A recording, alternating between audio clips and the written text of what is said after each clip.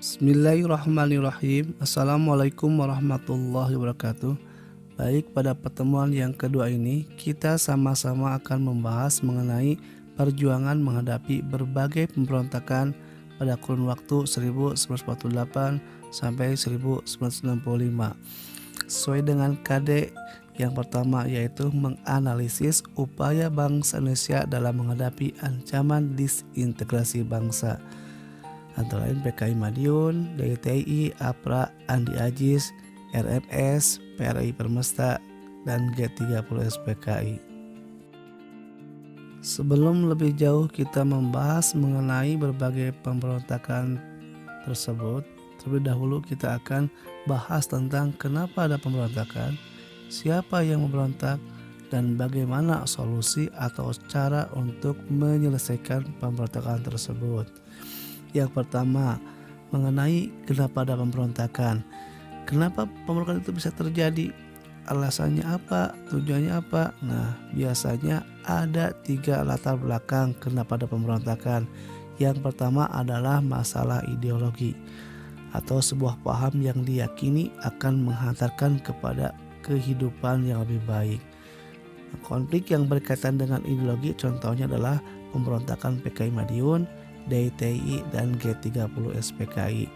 Jadi intinya adalah ingin mengubah ideologi yang asalnya Pancasila menjadi ideologi lain, seperti yang dilakukan oleh PKI yang asalnya Pancasila ingin diganti dengan komunis, atau DITI ingin menjadikan Islam sebagai dasar negara.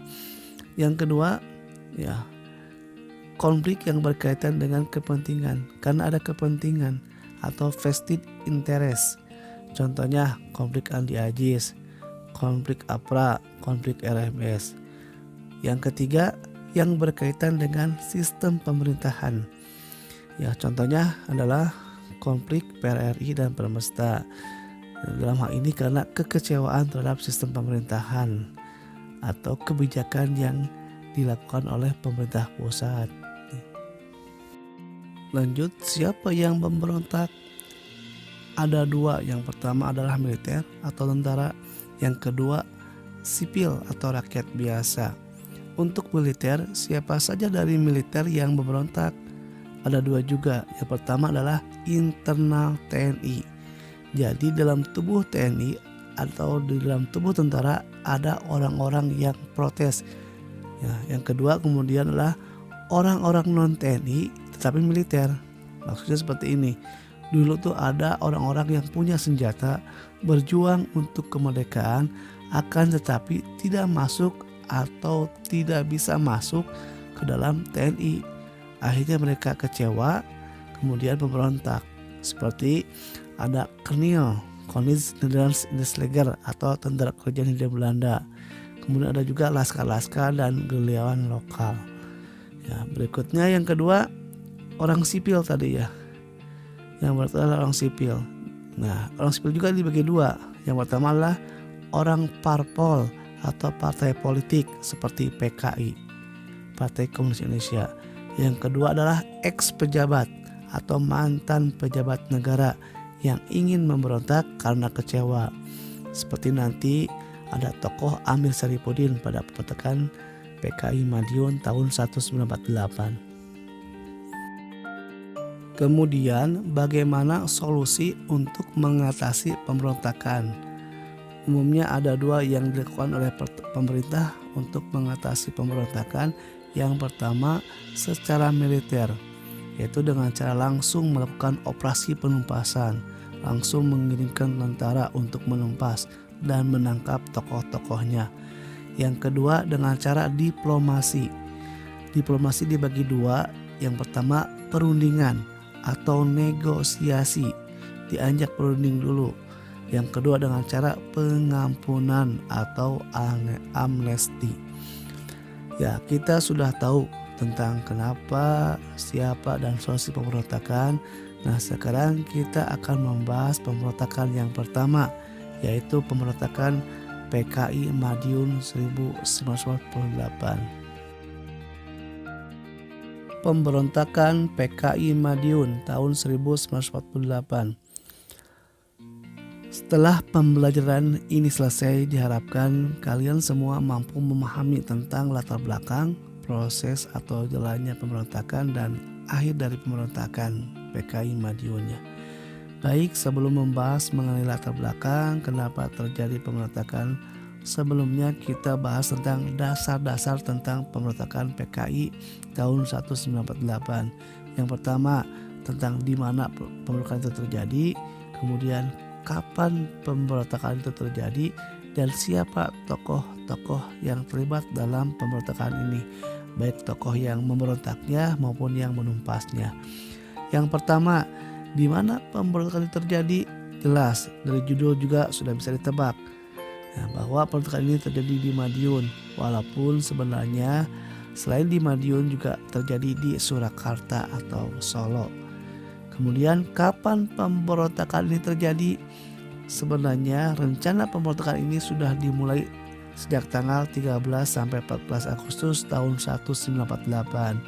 Tetapi terjadinya atau hari H-nya itu pada tanggal 18 sampai 20 September 1948. Nah, sekarang siapa saja yang terlibat dalam pemberontakan ini? Baik tokoh yang memberontaknya maupun tokoh yang menumpasnya. Yang pertama adalah Amir Syarifuddin. Inilah tokoh yang memberontaknya ya. Yang pertama adalah Amir Syarifuddin. Amir Syarifuddin lahir di Medan, Sumatera Utara pada tanggal 27 April 1907. Dia pernah menjadi Perdana Menteri. Nah, sosok dia itu kontroversi juga ya. Terlahir sebagai seorang muslim karena berasal dari keluarga Angkola Muslim. Kemudian dia itu menjalani hidup sebagai komunis, dan ketika dieksekusi mati pada tanggal 19 Desember tahun 1998, dia itu sambil memegang Injil sebagai seorang Kristiani atau Kristen. Tokoh pemberontak yang kedua adalah Musa Manowar. Dia lahir di Kediri, Jawa Timur tahun 1897. Ya, dia itu sebenarnya dari keluarga yang berada dan hidupnya juga berkecukupan. Karena ayahnya itu yaitu Mas Marterjo adalah pegawai bank di Kecamatan Wates. Kemudian dia juga itu pernah satu kos. Ya, ketika belajar di rumah Cokraminoto, dia itu pernah satu kos dengan Soekarno dengan Kartosuwiryo. Ya, yang nantinya itu berbeda haluan ideologi dalam pemikiran. Soekarno kan nasionalis, Kartosuwiryo itu Islam, ya. Kemudian kalau Muso komunis gitu ya. Kemudian yang ketiga ada tokoh DN Aidit, Dipa Nusantara Aidit. Lahir di Tanjung Pandan, Belitung. Ya.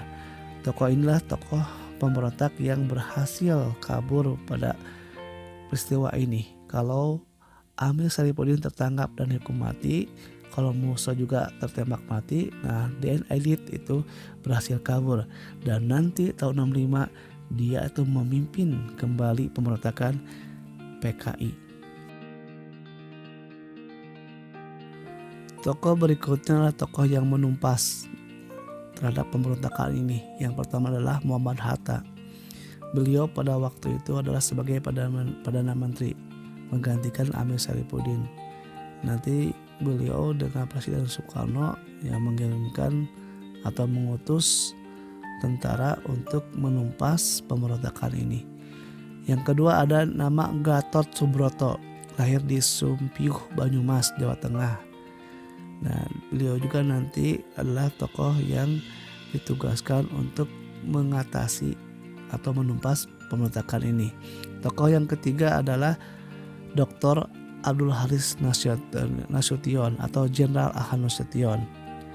Nah, dia itu termasuk tokoh yang berhasil nanti menumpas gerakan pemberontakan PKI Madiun ini.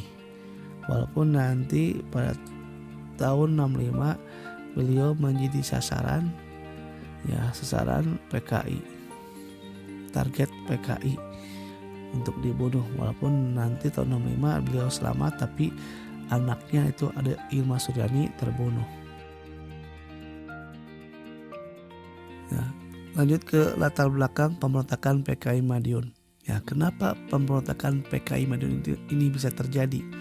Nah, pertama-tama ini ada dua peristiwa, yaitu pertama perjanjian Renville, kemudian peristiwa yang berikutnya adalah jatuhnya kabinet Amir Syarifuddin yang nanti akan diganti oleh kabinet Hatta. Nah, apa hubungannya antara perjanjian Renville dengan jatuhnya kabinet Amir Syarifuddin? Ya, seperti diketahui dari hasil perjanjian Renville, wilayah Indonesia itu menjadi sempit. Hanya 3 daerah, yaitu Sumatera, Jawa Tengah, dan Jawa Timur. Nah, siapa yang melakukan perjanjian itu? Siapa yang negonya? Ya, yang negonya adalah Amir Syarifuddin sebagai Perdana Menteri Indonesia.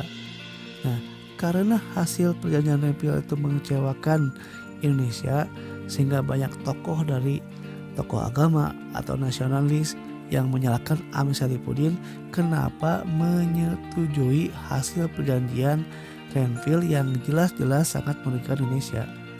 Nah, akhirnya kabinet Amir Syarifuddin jatuh dan digantikan dengan kabinet Hatta. Nah, di saat kabinet Amir Syarifuddin jatuh, di saat dia kecewa karena kabinetnya dijatuhkan dan disalahkan, ada event penting, ada peristiwa penting, yaitu ada orang yang sama-sama berhaluan kiri yang namanya Musa Manowar yang baru pulang dari Uni Soviet. Kemudian Amir Syarifuddin bercerita kepada temannya itu, Musa Manowar, bahwa kabinetnya akhirnya jatuh.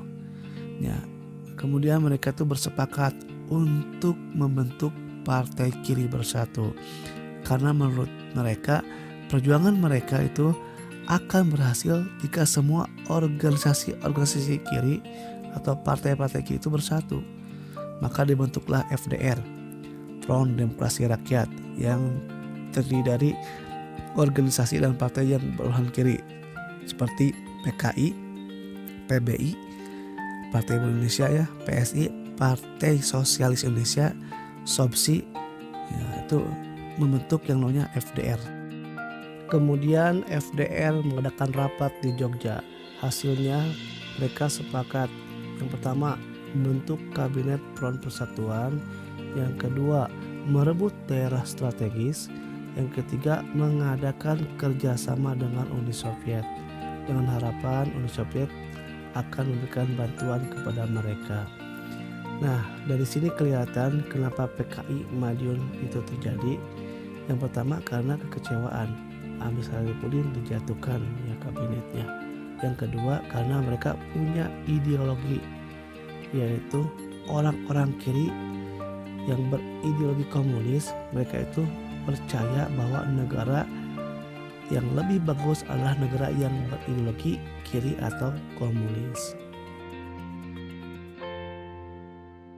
Seperti apa proses pemberontakan PKI Madiun, atau bagaimana jalannya pemberontakan PKI Madiun, dan bagaimana akhir dari pemberontakan ini? Nah, ini ada timeline atau garis waktu. Ceritanya dimulai tanggal 18 September 1948 yang namanya FDR, Front Demokrasi Rakyat, membuat kerusuhan atau bikin onar di Surakarta karena mereka itu berusaha menguasai kota Surakarta ini. Nah, maka pemerintah Hatta langsung bereaksi, langsung mengirimkan TNI di bawah pimpinan Gatot Subroto untuk turun tangan menyelesaikan kerusuhan tersebut. Nah, ternyata kerusuhan di Surakarta yang dilakukan oleh FDR itu adalah cara mereka untuk mengalihkan perhatian pemerintah terhadap tujuan mereka yang sebenarnya. Karena sebenarnya tanggal 18 September 1948 FDR juga di Madiun mereka tuh memproklamirkan berdirinya negara Soviet Republik Indonesia yang berhaluan komunis. Jadi di saat TNI sibuk menumpas kerusuhan di Surakarta, mereka memproklamirkan atau membuat negara di Madiun. Kemudian hari terus berlanjut, kerusuhan masih terjadi di Madiun. Akhirnya pemerintah Hatta pada tanggal 20 September 1948 melakukan operasi militer dengan kekuatan yang besar di bawah pimpinan Jenderal Ahmad Nasution, Abdul Haris Nasution. Ya, singkat cerita, operasi militer ini berhasil. Tokoh-tokoh komunis diantaranya Muso Manowar, dia tertembak mati ketika dalam pelarian kaburnya pada tanggal 31 Oktober 1948. Kemudian Amir Syarifuddin tertangkap pada bulan November 1948 dan dieksekusi mati pada tanggal 19 Desember 1948. Sedangkan Dipa Nusantara Aidit atau Den Aidit berhasil kabur. Ada yang menyatakan dia kabur ke Sumatera, ada juga yang menyatakan dia kabur ke Vietnam Utara. Yang jelas nanti tokoh ini akan kembali lagi ke Indonesia dan melakukan pemberontakan kembali pada tahun 65 ya. Nah, dengan begini selesailah pemberontakan PKI Madiun tahun 48 ini. Upaya mereka untuk membangun negara ala-ala komunis langsung gagal. Nah, itu materi yang bisa disampaikan.